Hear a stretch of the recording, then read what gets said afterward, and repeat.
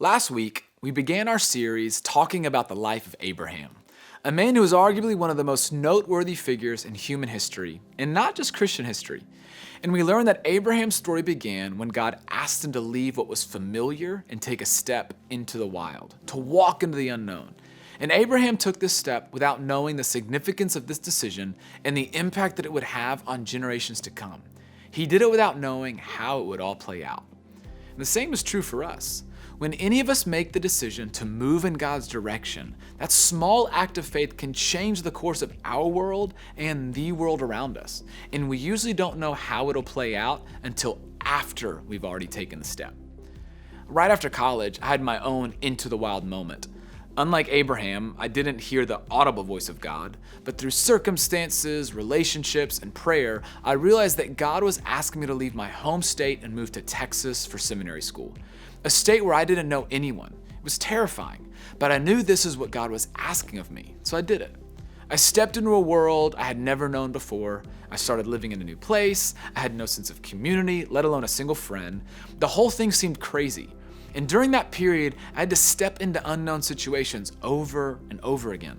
My new world had a steep learning curve, and this was before Google Maps, so I continually got lost while driving home. And it took a while to find a few people with whom I could finally let my guard down and feel safe. More than once, I wondered if I was going to make it. I wondered if the step was worth the cost. I wondered if I had even taken the right step, or maybe I had completely misheard God. Most of all, I wondered if I was cut out for this adventure. Chances are you've had a similar experience. Even if you haven't moved to a new place or taken a completely different job, you've had a moment or a season where you've wondered, am I cut out for this? Because walking into the wild is scary and can make you feel like you can't handle it. But there's another reason walking into the wild can be scary.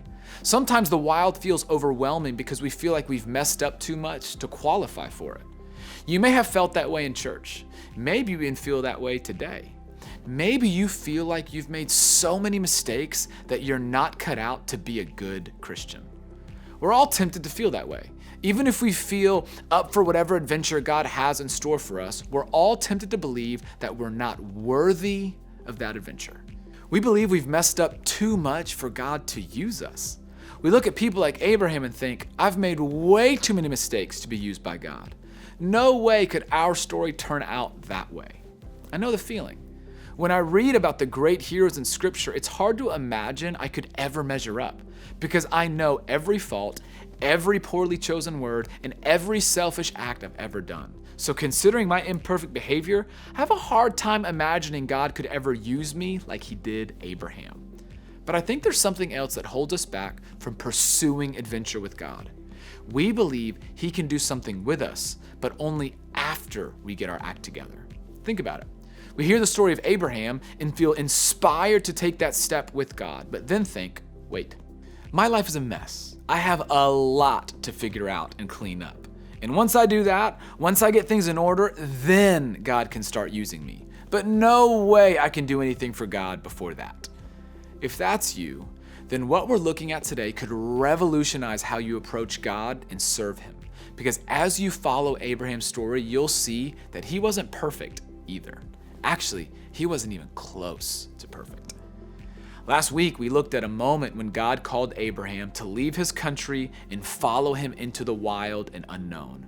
And God promised that through this adventure, Abraham would become a great nation. But there was a huge problem with this promise. Abraham and his wife Sarah had no children.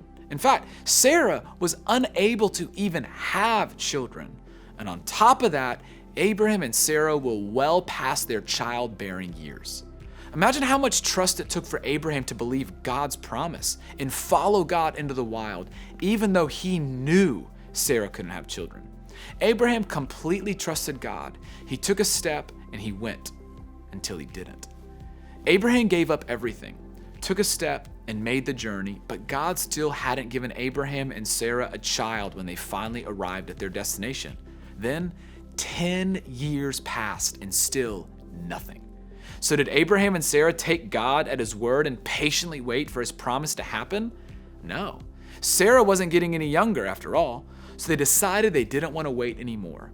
It seemed like God had forgotten them and wasn't coming through. It seemed like he either couldn't or wouldn't do what he had promised, so they decided to take matters into their own hands, and that's where we'll pick up their story. Now Sarai, which was Sarah's former name, Abram's wife, had borne him no children, but she had an Egyptian slave named Hagar. So she said to Abram, "The Lord has kept me from having children. Go sleep with my slave. Perhaps I can build a family through her." Abram agreed to what Sarai said. So after Abram had been living in Canaan 10 years, Sarai, his wife, took her Egyptian slave Hagar and gave her to her husband to be his wife. He slept with Hagar and she conceived. Where to begin, right? I mean, there was about 1,000,000 different ways this could go wrong. And it did go wrong. Very wrong. Now, at the time, this idea wasn't totally crazy. In Abraham's ancient culture, when a woman was unable to get pregnant, it was common for men to have children through their servants to preserve their lineage. Those children were then considered part of the family line.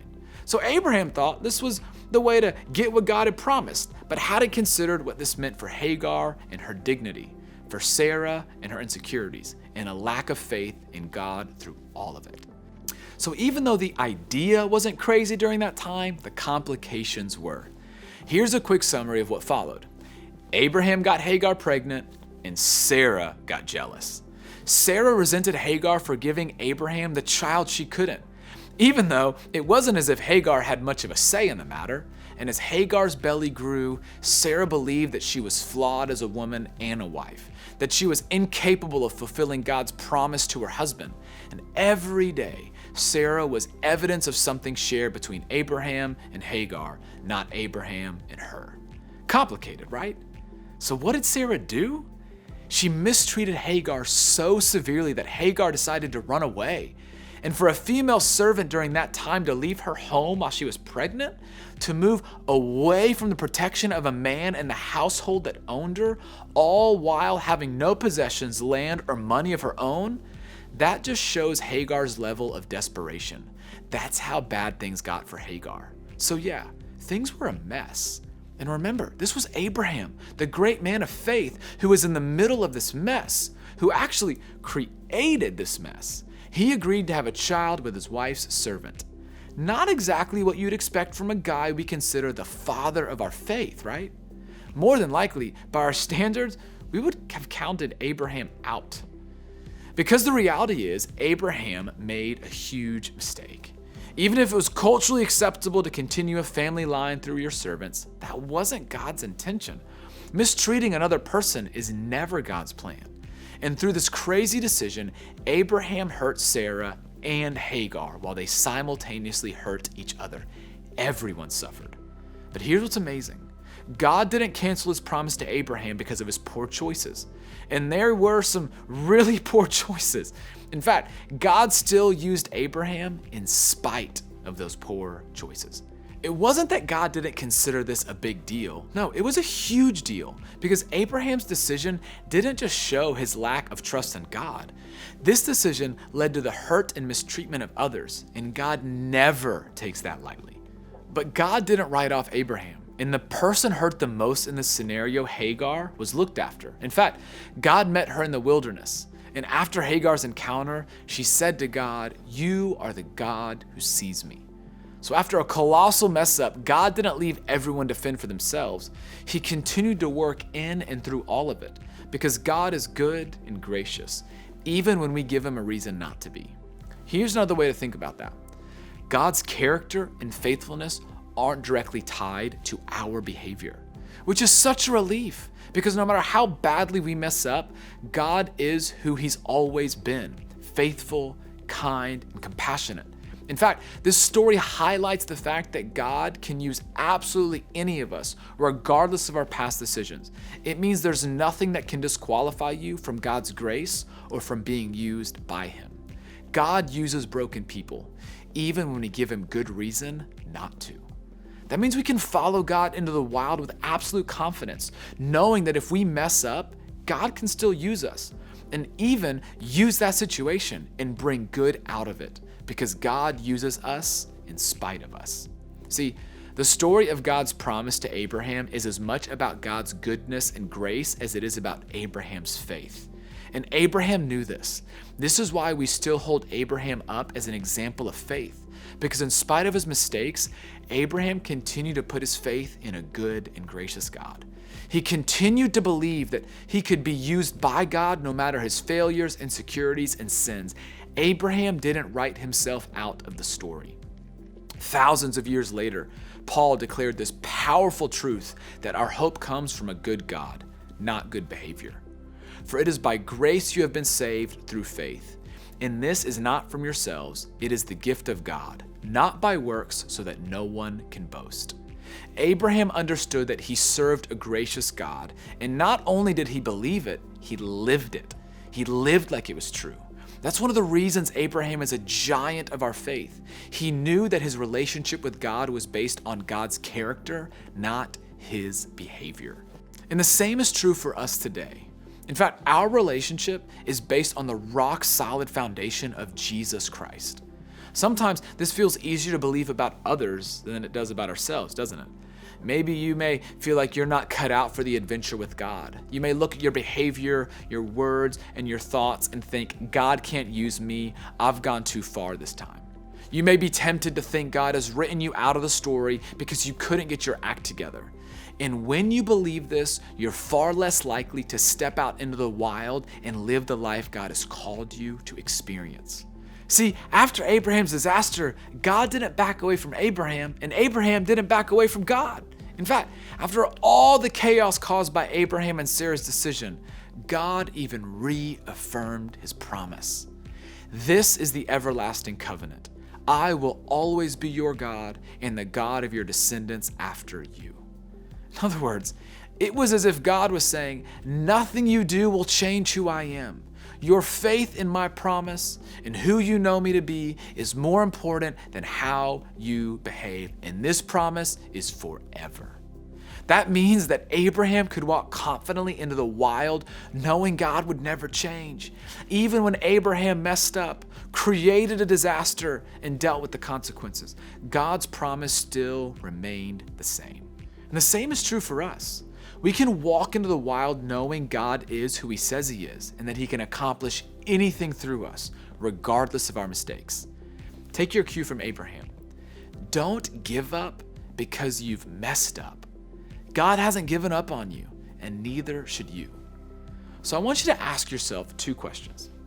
Have I counted myself out of God's story because of something I've done? The second, have I counted someone else out of God's story because of what they've done? Either way, I want you to remember this. Even when you think you've messed up beyond redemption, you can still trust him to keep his promises and redeem your story. It is impossible to mess up beyond God's repair, and he will never give up on you. So this week, remember this big truth. Because of what Jesus did, all the mistakes you make along the way will not be held against you.